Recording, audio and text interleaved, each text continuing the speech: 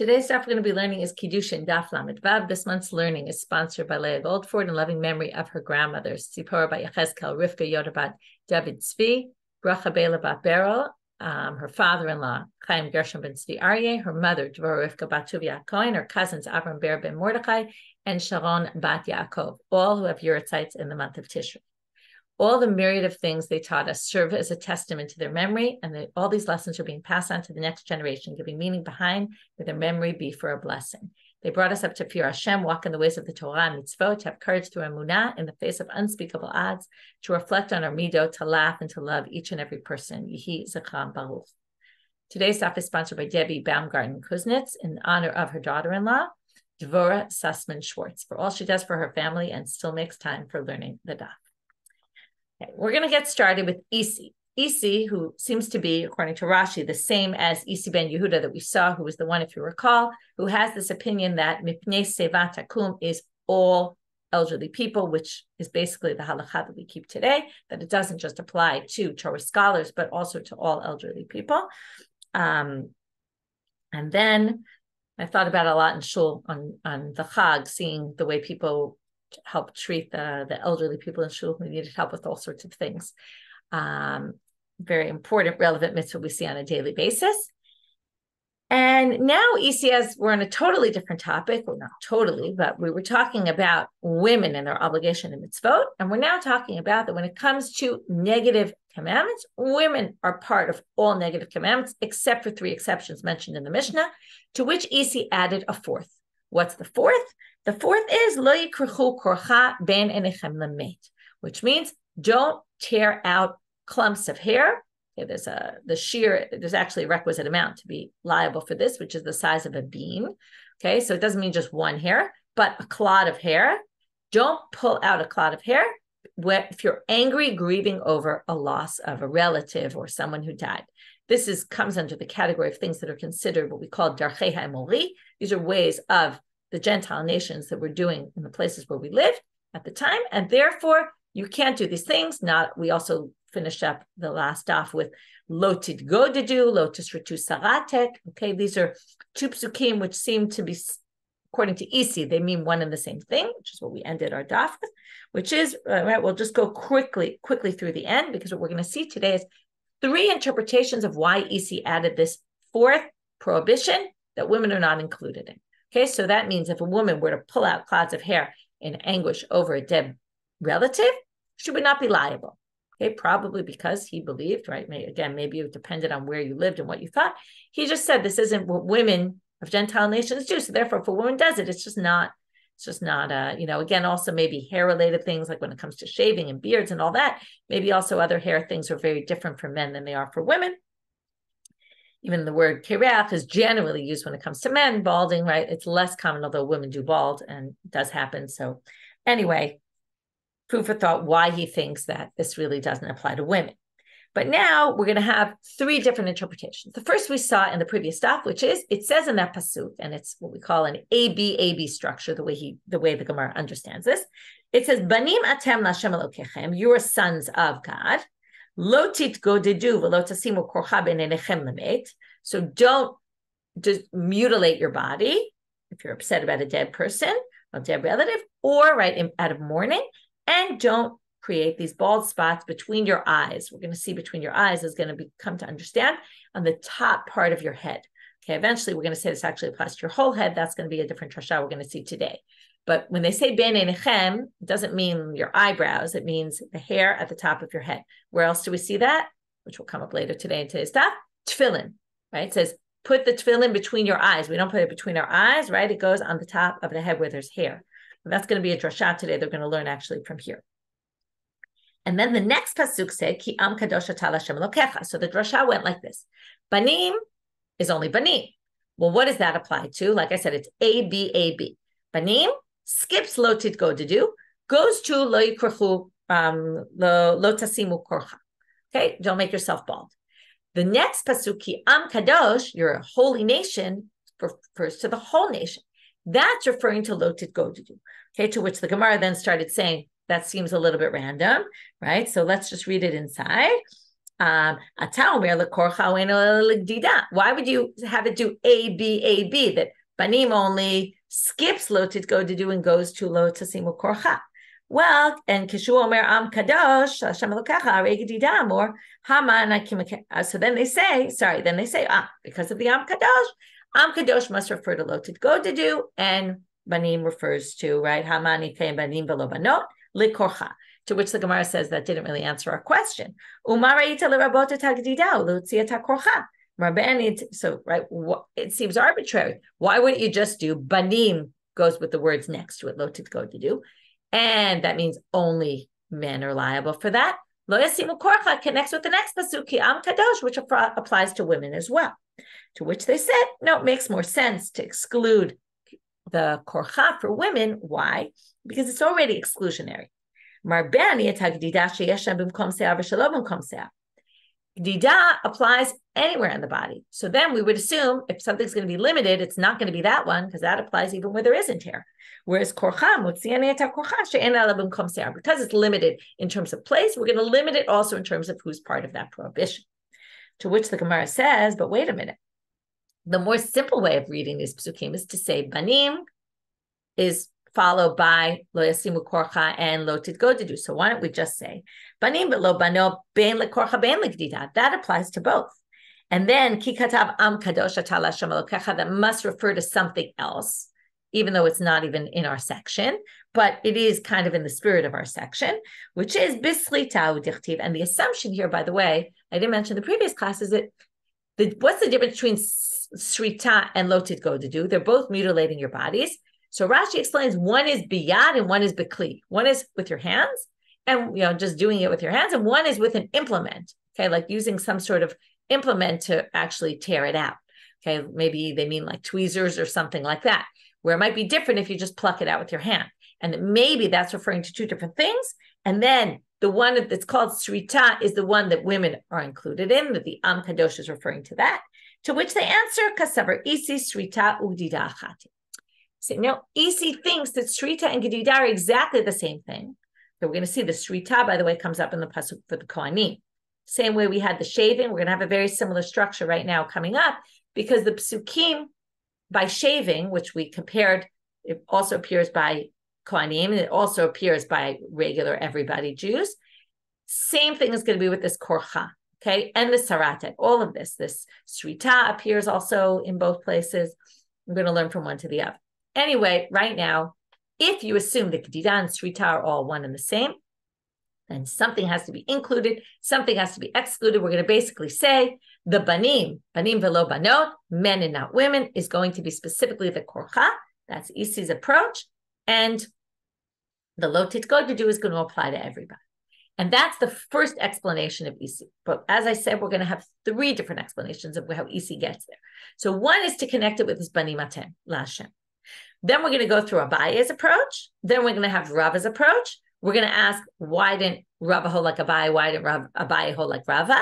And then we're going to say, if they all learn it from somewhere else, what did they do with the pasuk, Banim Atem LaHashem?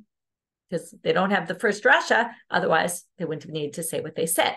So we're going to have to go back to that, and that will basically take us all the way to the next mission. Okay, which you'll see is at the bottom of Lamed Vav, at the Amud Aleph at the bottom. Abaye Amal. Hainu tamad isi de gamal korcha mi bnei Aaron malala nashim p'turot av kan nashim p'turot. He has a very simple answer, although the Gemara is going to complicate it a lot, but in a very similar structure to what we did yesterday. So it'll be a good review on particularly a complicated section of yesterday's daf. But comes Isi and Abaye, and he says very simply, Isi had this gzera shava korcha. It says this is in Dvarim Yudalid pasuk Aleph. Banim atem LaHashem. This is to all of the Jewish people.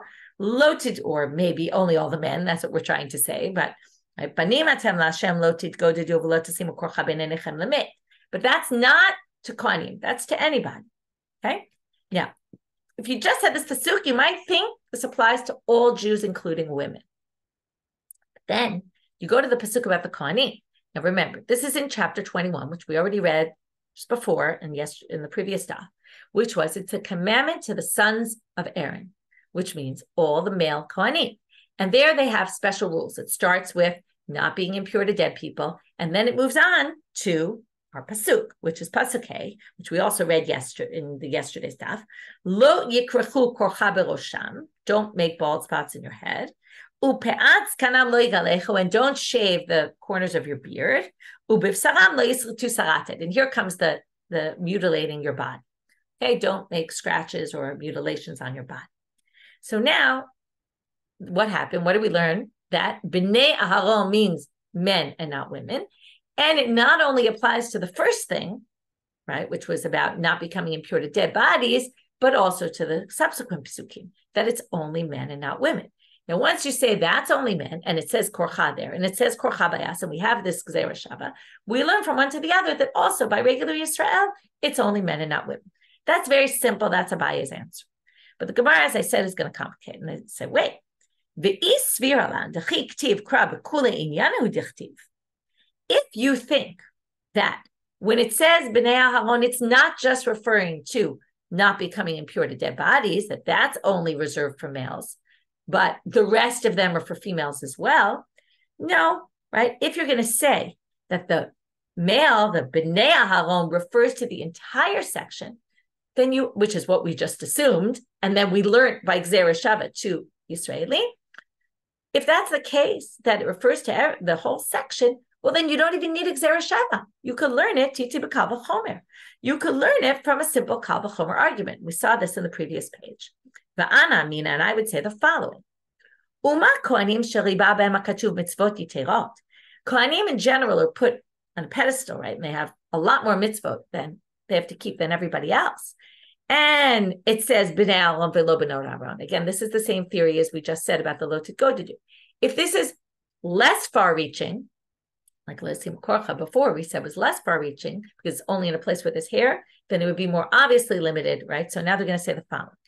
If they have more mitzvot, it's more far-reaching, and yet it's only women. It's excluding women. Women are not part of these prohibitions. Yisrael lo kol shekain. Well, when we get to a commandment that goes to the Jewish people, that already we're not as strict with the Jewish people as we are with Kohanim. They have less mitzvot that relate to them. So wouldn't you say all the more so that it would be limited? If already we're limited as Israelim, we don't have as many commandments upon us. And if when they have more commandments and they didn't even include the women, of course, Yisraelim, we wouldn't include the women. You can obviously argue this logic, as many logics of Kal v'chomers, and say, what do you mean? Kohanim have separate special mitzvot. Why do they have special mitzvot? Because they work in the temple. And the female Kohanim don't work in the temple. So maybe it's just not relevant to the female population. But to say that that would be the same with everyone else, the Yisraelim, doesn't really make as much sense. But anyway, they knock this out for a different reason. But basically what they want to say is, you don't need the Gzera Shava if you say that your Gzera Shava is built on the fact that what we're going to say, lo hifsika inyan, which means there's no break between the first little section that was told to the Kohanim and the second section. And the whole thing is one continuum. And since the beginning part was only said to the males, the end part was also only said to the males. And from there, you do Gzera Shava to us. But if you wanted to say that Yisraelim are only males and not females who have this commandment, you wouldn't need a Gzera Shava. It would be a simple Kal v'chomer. If Kohanim, it's very unique, right? And they have their own mitzvot and it's much more strict, and yet it's only women, to the Israelim, who it's less strict, would obviously not then create more stringencies and include women. So therefore, you wouldn't need, right? And particularly, it's the same thing. So if the baldness issue doesn't apply to male Kohanim, it shouldn't apply to only applies to male Kohanim, it should obviously only apply to male Yisraelim. That's our Kal v'chomer. In which case, they're going to say, right? So therefore, you don't need the Gzera Shava. So if we have a Gzera Shava, so now they say the following. Ilav Gzera Shava. Why do we need a Gzera Shava? Because if you didn't have the Gzera Shava, same argument we made yesterday, Hava Amina Hifsika Inyan. I would have thought without the Gzera Shava, there's nothing really to, right? The Gzera Shava says there's something to learn from here to there. What does it mean there's something to learn? What's to learn? Oh, it must be that the males, B'nai Aharon, and not the Banot, applies also to Korcha. What does that teach you? Well, if you weren't sure if Hifsika Inyan or not Hifsika Inyan, that the male exclusiveness of it was only for not being impure to dead, or maybe for the whole thing, this would put you over the edge, and it would make it clear, well, if we're going to learn something from Gzeira Shava, what are we going to learn if not that it's only males and not females? So the fact that there's a Gzeira Shava helps us better understand the section that we're learning the Gzeira Shava from. Helps us better understand, that's what we're saying here. I'll read it again in the words. Ilav Gzeira Shava, were it not for the Gzeira Shava, Hava Amin, I would have thought maybe Hipsi Kanyan, and that males only refers only to the first section of not becoming impure to dead bodies for Kohanim. But the rest of the section would apply to women as well. Okay, like not pulling out hair, not taking off the peot of your beard if a woman were to have a beard, right? And this we saw yesterday, because then we said in the end this isn't true. But you might have thought that without the Gzeira Shava. So the Gzeira Shava is there to tell you that we have to learn something from there. What will we learn if not the issue of men only? Okay? And that's how we learn that that whole section is men only. Okay, and not Hifsi Kanyan. There was no break there. To which they say, what do you mean?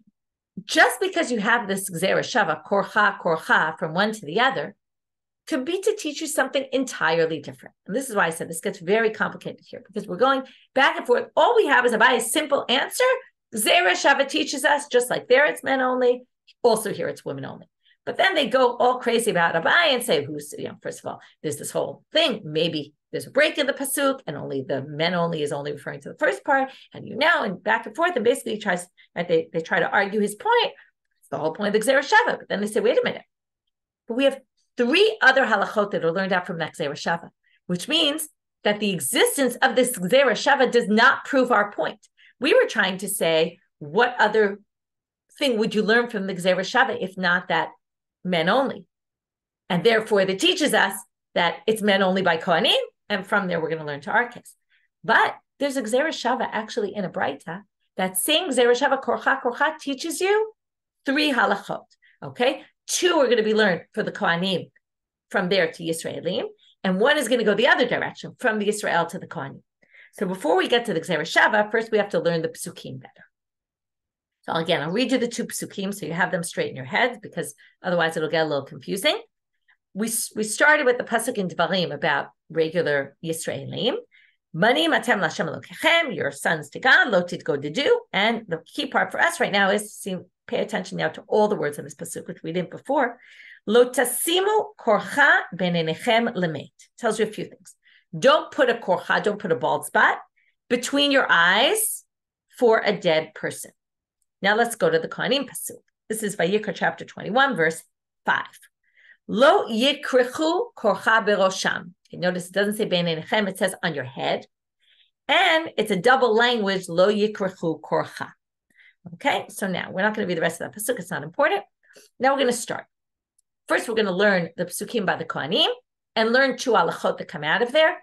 And then eventually we're going to say, and those are learned by Gzeira Shava back to the Yisraelim. And then we're going to say there's something specific by Yisraelim that doesn't appear by Kohanim. Gzeira Shava is going to teach us that goes to there. And then the whole point of doing this is to say, just because we have a Gzeira Shava doesn't mean that teaches us that the section of Kohanim was specifically, right, lo hifsi ka'inyan, the Bnei Aharon applied to the whole section, and that must be the one thing that we're learning by Gzeira Shava, because now we have 3 other things we're going to learn by Gzeira Shava here. Okay, and that we're going to leave that as a question Abaye, and then we'll have a resolution to that question. Imishum Gzeira Shava, if you're going to say, so now they say here, Hashtanam Yunei Hifsi Ka'inyan. Now they say, what do you mean? We still could say Hifsi Ka'inyan. The men only is only for not becoming impure to dead. If you're going to say Mishum Gzeira Shava, if you want to try to argue and say, but then what's the point of the Gzeira Shava if not to teach men only by Kohanim, men only by us? Well, we need it for the following Braita. What's the Braita? So as I said, we're starting with the pasuk of the Kohanim first. Lo yikrechu korcha berosham. Lo yikrechu yachol afilu karach arba bechamesh korchot. Lo yehi chayav elecha. If you just said in the pasuk, lo yikrechu, don't, right, the verb of, don't create baldness in your head. You might have thought that if I created 4 or 5 bald spots on my head, separate spots, I'd only be obligated once because it's a verb, don't make yourself bald. So what does it matter how many spots I did or not. Talmud Lamal, Korcha. Therefore, it says, Lo yikrichu korcha, the double language. What do we learn from double language? Every korcha that I create. So every bald spot, I'm liable separately. Okay?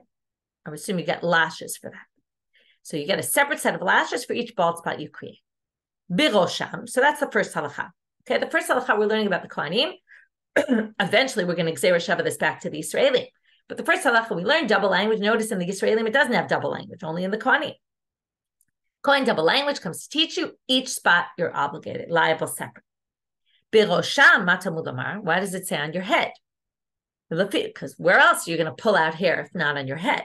Well, lefishin emar, because the pasuk by Israelim it says lotit go dedu v'lo tasimu korcha bein enechem lemeid, between your eyes, which again means the top where your hairline is. Okay, I'm not sure if I said this before, but bein enechem, and I said from the tefillin, we're going to learn, okay, where actually it's from here.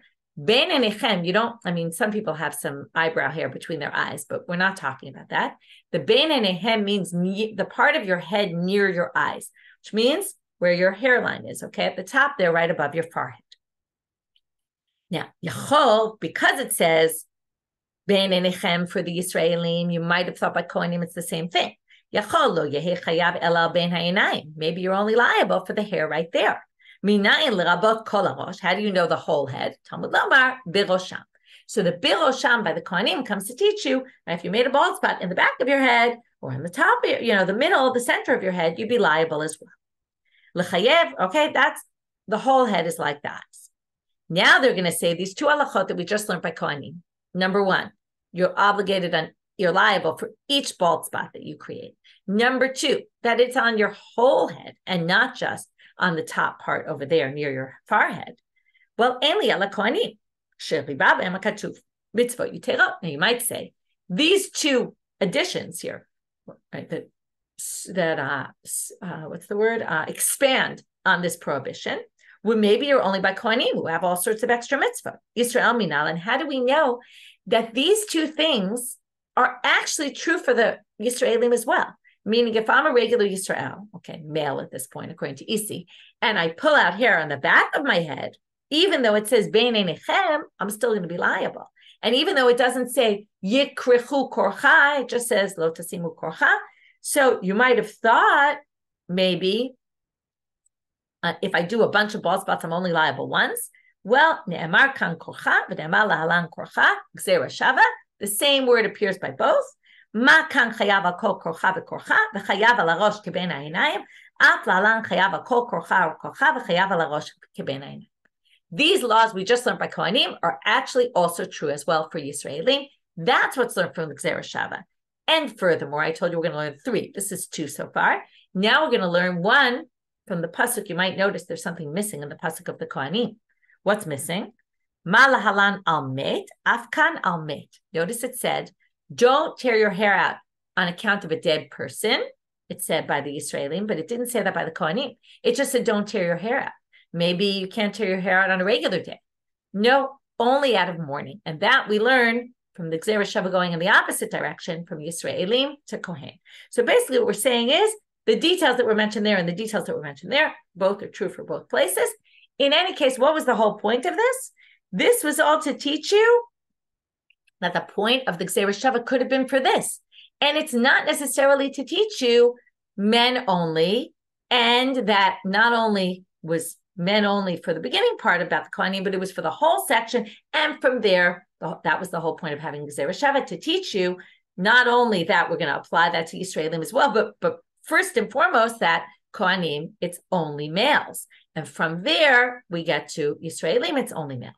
So that's a whole weakness in a bias argument, because we now have a different Gzeira Shava. We don't need the Gzeira Shava for that, because we have 3 other halachot we learned.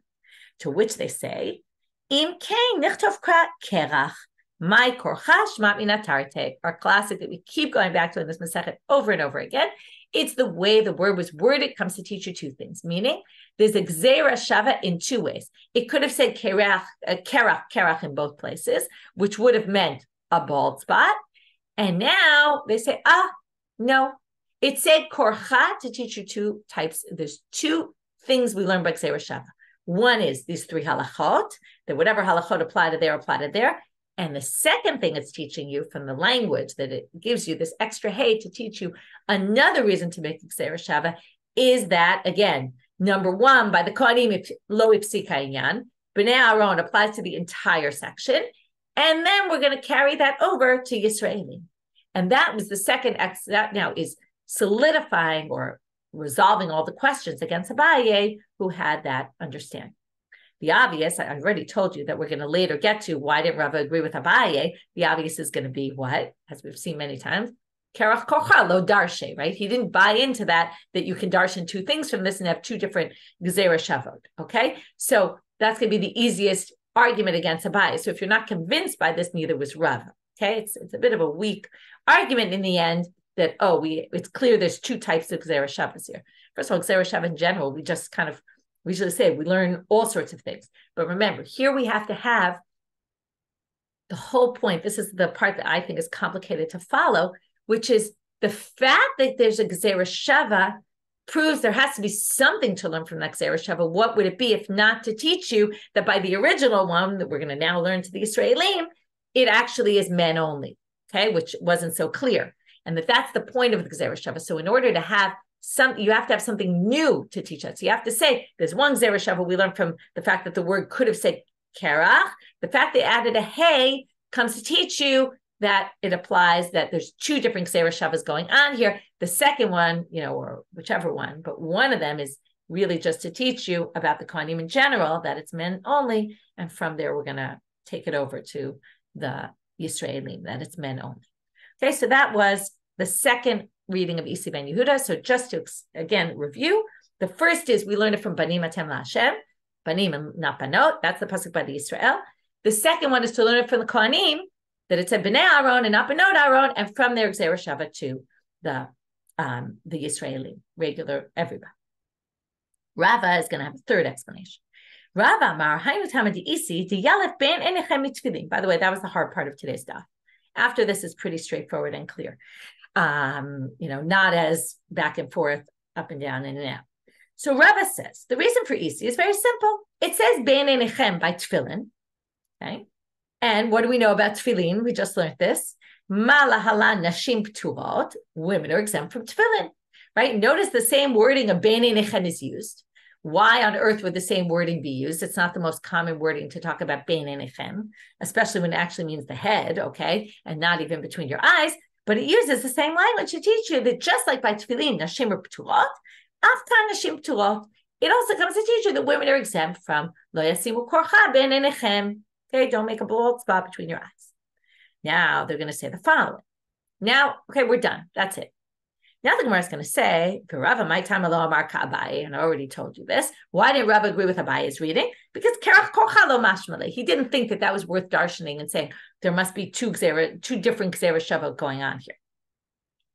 Abaye, my time alo amar Rava. So why didn't Abaye hold by Rava? That seems like a pretty simple one, and we didn't even have any questions on it, right? It said Tefillin Nashim are exempt. The same word appears there by this prohibition. Why don't we just say it? It's all the same. Amar l'chai Tefillin gufayhu mahacha gamarla. He says, you want to learn from tefillin to bald spots and pulling out your hair? It's the opposite. You missed the point. Abaye says, we learn the laws of tefillin from the bald spot. The reason why the same words were used were not to teach you from tefillin, and women's exemption from tefillin is going to apply also by there. It's to teach you what? How do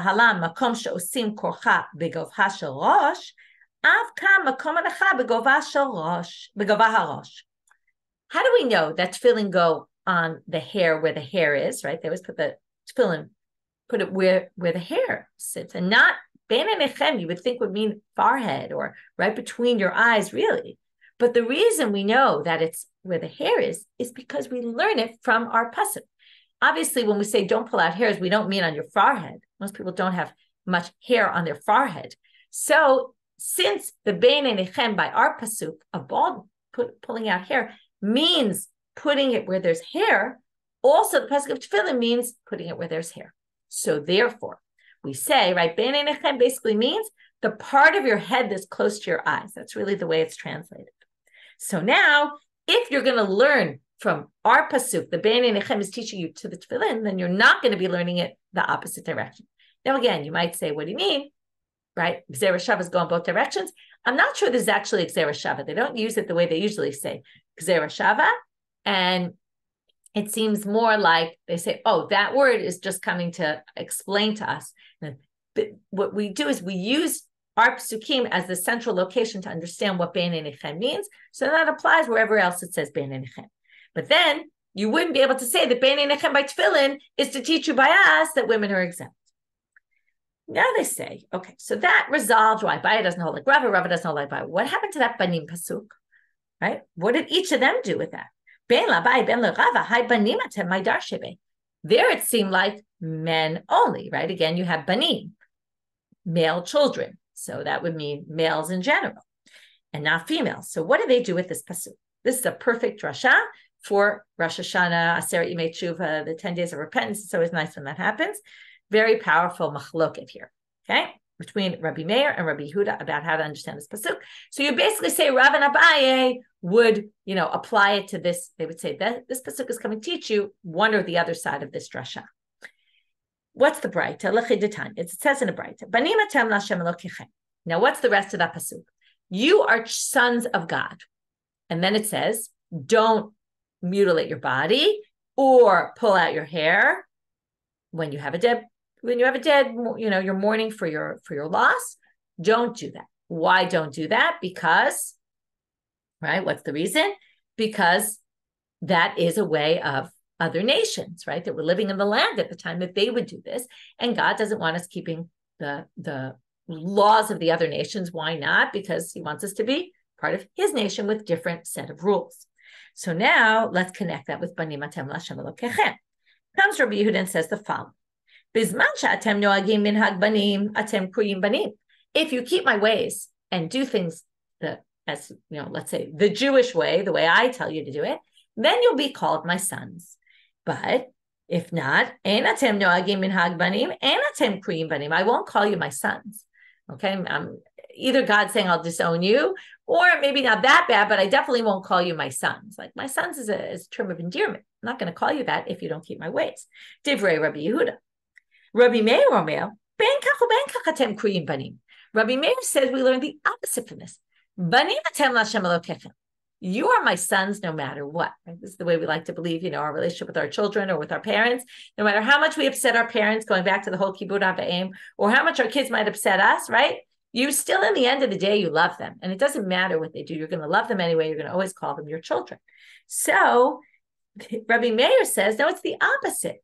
Whatever you do, you'll always be called Bani, Shenemam. And now he's going to prove it from all sorts of other psukim. Banim Schalim Hema. These are foolish sons. Notice, even though they're foolish, they're called sons. Ve'omer, Banim Lo Emun Bam. These are sons who are not faithful. Okay, but yet they're called sons. Ve'omer, Zera Mireim Banim Mashchitim. Okay, these bad descendants, their sons are destroying, are destructive. Ve'omer, V'haya b'mkom asher ye'amer lahem lo ami atem ye'amer lahem b'ni el chai. And in place of telling you, you are not my nation, I will say, it will be said about you, you are the sons of the living God. So there you have all these psukim that all prove that from all these verses, the Jews are called the sons of God, or the children of God, even if they don't follow in God's ways. So now they're going to ask the obvious, which is my Meir. Why did Rabbi Meir have to bring so many psukim to prove his point? So we're going to show the progression here. Well, you might say, if they're foolish, they might still be called sons. But if they're unfaithful, right, you might be foolish, that's one thing, but it's much worse to be unfaithful. Then maybe you wouldn't be. Tashma, banim lo emun bam. So therefore it says, even though they're not faithful to me, they'll still be called my sons. You might say, okay, fine. So they could be foolish. They could be unfaithful. They'll still be called my children. But if they start worshiping idols, then they're out, right? That's the point of no return. And lo mikre banim, maybe then they're not called banim. Tashma, v'omer zera mireim banim mashchitim. What is banim mashchitim? Banim were destructive. that means worshiping idols, okay? And it comes up in the context of worshiping idols, that root, shin chet taf, and therefore that means even if you worship idols, you're still my son. Well, you might say, well, right, there's a way to call your children, or there's a way to call them, my wicked children. Banim hashchitim is not exactly a positive connotation of children. So, b'nei ma'al lo mikre, but you won't be called my excellent children. Tashma, well, therefore you need that last pasuk. No matter what, you will be called the children of the living God, and I'll always look on you positively, even if you sin and go away, right? Which is this beautiful idea for the days of repentance, that we know that there's always a way back. Okay, moving on now to the next mission. So this ends the section. Again, what we did very simply today so far, review of this part, is, and the next section is super clear where they're going. Isi, 3 opinions he added. Remember, the Mishnah had 3 mitzvot, lo taseh, negative commandments that women were exempt from. And then we had Isi, who added 4th, and 3 different explanations of Isi, and what each one, why Abai and Rava didn't agree with each other. That was answer number 2 and answer number 3. And then what they did with the Banim Atem of the first pasuk, and then they needed for this drasha, this machlok, Rabbi Yehuda and Rabbi Meir. New Mishnah. Now we're going to move to all sorts of actions that happen in the temple. Okay, actions that are supposed to be taken, and we're going to say in a minute that I'll already start with this. Nohagim ba'anashim v'lo b'nashim. This is a very hard word to translate. Okay, I'll tell you how they translate it in the Koran, and I'll tell you my issue with it. In the Koran, it says all these mitzvot apply specifically to men and not to women. That's the translation. Okay. Now, nohagim is not exactly apply only to men and not to women. Nohagim, if you look in Safrai, Mishna, Eretz Yisrael, he has a better explanation in my mind, which is it was customary that these things were done by men and not by women. Not that they can't be done by women, although you'll see that certain of them clearly can. Some of them are going to be things that anyone can do in the temple, and some of them are things that only Kohanim can do in the temple. Now, anything that's for Kohanim only is clearly only men and not women. Women didn't do the avodah in the temple. But the question is, what about the other things that could be done by a regular Yisrael? Can they be done by women? And in fact, I don't just say this, I don't just pull this out of a hat, but the first thing is going to be smichot. Okay, smichot are when you lean yourself on the animal. Now, if you've ever learned the sugyas, and if you learned Rosh Hashanah and Eruvin, we already mentioned this, which is there's a braita, and it's a question, I guess, whether the braita really contradicts our Mishnah or maybe works together with our Mishnah. There's a braita that talks about, and it's very important, and especially we mentioned this just the other day when we talked about time-bound mitzvah and women being exempt from them. Well, the question is, can women do them or not? And smicha is one of those where it says, and it's very famous machloket, can nashim somchot reshut or not? Are women allowed to if they want to? Okay, and there's an opinion that nashim somchot reshut. If they want to, they can. Does that go against our Mishnah that says noagim b'nashim v'lo b'nashim? Or is our Mishnah just saying it was customarily done, but if a woman would want to, she could? And that's the whole question, which is a fascinating question, which doesn't come up here at all, but it definitely, in this concept of smicha, in other sugyot, it comes up. Specifically on this issue, are women allowed to opt in if they want to? And they talk about aliyah la regel, where women didn't go, but if ishto shel Yona alta la regel, she did go ahead, and the rabbis didn't get angry with her that she did it. And there's a whole fascinating sugya, which again, the source of it really is more in Rosh Hashanah, where this braita comes up, and in Eruvin, we mentioned it then, but this idea of women opting into mitzvah. But our Mishnah basically says these are things nohagim b'anashim v'lo b'nashim. I just wanted you to understand it's very nuanced, and it's unclear exactly what that means. So does it mean women can't? Again, some of them clearly they can't, or does it mean women don't have to, or not even don't have to, but aren't usually part of this? So smichot. So again, that means putting your weight on the animal. It would happen with certain korbanot, particularly a korban shlamim, a peace offering. You would put your weight on the animal, and then it would be offered. It would be slaughtered after that. Hatznufot. This is waving. Waving would happen in a bunch of different sacrifices, and particularly also in meal offerings. They would do wavings of the meal offering. V'hahagashot, and also bringing the mincha to the altar. That was it's considered part of the ritual, carrying it to the altar. Hakmitza, this is when the Kohen would take, by the way, starting from Hagashot, there's already only Kohanim do these things. And then it's, again, only male Kohanim. Kohen takes the dough for the meal offering. It's like a challah dough type thing, without yeast, the truth is it had, whatever, I'm not going to get into that right now. We'll get it all to Minachot. They would put the 3 fingers in, and then they would take out part, and that would be the part that was burnt on the altar. Some of the mincha, the whole thing is burnt. That's certain meal offerings, but usually the kmitza was burnt only, and the rest would be left to the kohanim. It has a leavening agent in it, so sorry if I said that. It's not exactly true. Hakmitza, so that we did haktarot, burning it on the altar, the meal offering. That's also men only. Meliko, slaughtering the birds. That was done with a special way of doing it that only kohanim would do it. Slaughtering in general was done by anybody, but slaughtering of the birds, right? Like if I bring a sacrifice to the temple, if I was a male, I'd be able to slaughter the animal, or maybe even a female. It's unclear. Kabbalot, accepting the blood. So once they would slaughter it, there would be a kohen there accepting the blood, only males. Hazaot, sprinkling the blood. We'll talk about what exactly, or sprinkling, I should say. The Gemara is going to ask what kind of sprinkling. Noagim ba'anashim v'lo b'nashim. All these actions are done by males, not females. Again, customarily done by men, however we define this. Chutz mi, there's two exceptions to the rule. Sotah, minchat sotah, unizirah shehem nifot. Two mincha offerings, the one the Sotah brings. If you remember, there was a mincha offering the Sotah brings. I'm going to see a sugi we saw there. And the mincha offering of the Nazirah. This is any Nazir or Nazirah would bring these loaves of bread and they would be waved. That's also done by the woman herself. Okay, those two things. So now we're going to go one by one. Where do we get this in the Torah that we don't do this? Smicho, dichtiv, daber b'nei Yisrael v'samach. B'nei Yisrael samchim, b'nei Yisrael samchot. So again, it says b'nei means men, not females. And then it's actually a few psukim later. There's a little tricky here, but we're going to just go with it. Samach, and there you have the smicha. From there we learn only males. Tnufot, daber el b'nei Yisrael. Again, we're just going to very simply say, oh, the males, right? The b'nei, the sons of the Israelites. Vehenif, and then it says vehenif. So it says b'nei Yisrael, it says wave.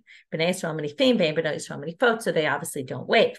Ha-gashot. Now again, these drashot, again, especially when we're talking about things that were customary, since they saw this, what was done, and they had a tradition that generally the males did this, now they're just connecting it to verses. Obviously, there's places where it says b'nei Yisrael, and it means all of us. So it's really just the world of drashot, which in this whole Masechet, we've had a lot of this is a very heavy drasha-oriented chapter. Okay. Hagashot, dichtiv, v'zot Torah mincha, hakrev ota b'nei Aharon, notice the sons of Aaron, and b'nei Aaron v'lo b'not Aaron. And what's Torah mincha, right? Hakrev ota, hakrev, the word we're going to see, hakrev, appears in different places, means different things. We usually think it means a korban, sacrifice, which means the burning, but no, hakrev means bring it close. Okay, in a minute, we're going to see hakrev somewhere else means something else. Kamitzo, dichtiv ve'vial b'nei Aharon v'kamatz, b'nei Aaron v'no b'not Aaron. Again, bring it to the sons of Aaron, and he does the kamitza. Haktarot, dichtiv v'ktiru oto b'nei Aaron. So the burning, it says the b'nei Aaron burn the mincha. B'nei Aaron v'lo b'not Aaron. Hamilikot, dichtiv u'malak v'ktir. And since malak and iktir come together in the pasuk, you slaughter it. Again, they would use their finger in the back of the neck of the bird. That's how they would slaughter the birds. And hiktir, and since there's a hekesh. Juxtaposition, that teaches whatever's true for Haktara is true for Melika. We just proved Haktara was only males, Kohanim, therefore Melika also male Kohanim. Hakabalot. Here we're going to have a word hikriv, which is going to mean accept the blood. V'hikrivu b'nei Aharon, again, it says b'nei Aaron, and it says hikrivu. Ve'amarmar, and we'll see this when we get to Zvachim, how he gets this from the pasuk, that the hikrivu in this context, zo kabbalat adam. We're now moving to Amud Bet. You see it's pretty short, so we'll be able to finish it quickly. But ikrivu means accepting the blood, and it says b'nei Aaron, again, males, not females. Hazaot. Now we get a little bit more complicated. Until now, it was very simple. B'nei Aaron or b'nei Israel, and that verb, and then it was very clear it was males, not females. Hazaot. Well, what kind of sprinkling? We have a few different sprinklings. Haza'at dehecha. Ide parai, if we're talking about the para aduma. Well, the pasuk specifically says, who did the para aduma in the time of Moshe? Elazar. Now, Elazar was the Sgan Kohen. He was the second in command. Katuba. And now, it doesn't really tell you, but there's a big machloket. Okay, Elazar did it for his generation. So as long as he was alive, he was the one who did the paraduma. But after he died, who did it? So one opinion says it went back to the Kohen Gadol. The other opinion says any Kohen could do it. Our Gemara clearly follows the Kohen Gadol approach. Otherwise, the rest of the Gemara makes no sense. And they say the following. If Elazar k'tiba, it's obvious it was Elazar or the Kohen Gadol, in which case, not only are women excluded, but Kohen Hedyot is excluded. Anyone can't do it except for that one person. Obviously, that's not what our Mishna is talking about, because our Mishna doesn't need to exclude women from that. Everyone's excluded from that except for one person in every given point. It's just the Kohen Gadol. Idipnim, there's all sorts of korbanot. We'll get to it in Horayot. It comes up in other places as well. But if the whole community sins because the Beit Din taught them wrong, or the Kohen HaMashiach sins, or the Kohen HaGadol, or something like that, there's unique korbanot that they bring. Okay, and the blood is sprinkled, as opposed to usually the blood is sprinkled on the outer altar, the blood is sprinkled on the inner altar, and it's called hazah. Okay, so if it's that, HaKohen HaMashiach Tuba, it says in the pasuk explicitly, the Kohen HaMashiach, which basically means the one who was anointed, who's the Kohen Gadol. So same thing as the paradum. It can't be that. So what other hazah could it be referring to? Now, if you want to say spilling the blood on the mizbech, it's called zrikat dam. It's not called hazah. So that wouldn't be it either.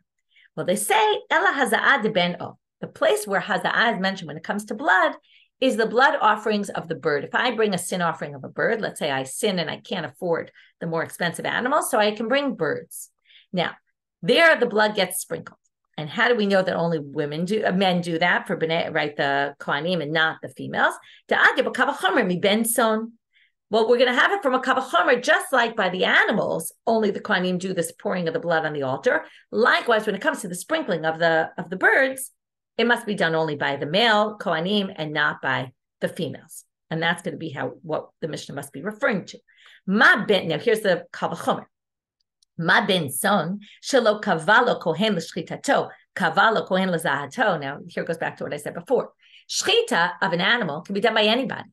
And yet, when it comes to the sprinkling, the pouring of the blood, it can only be done by a male kohen.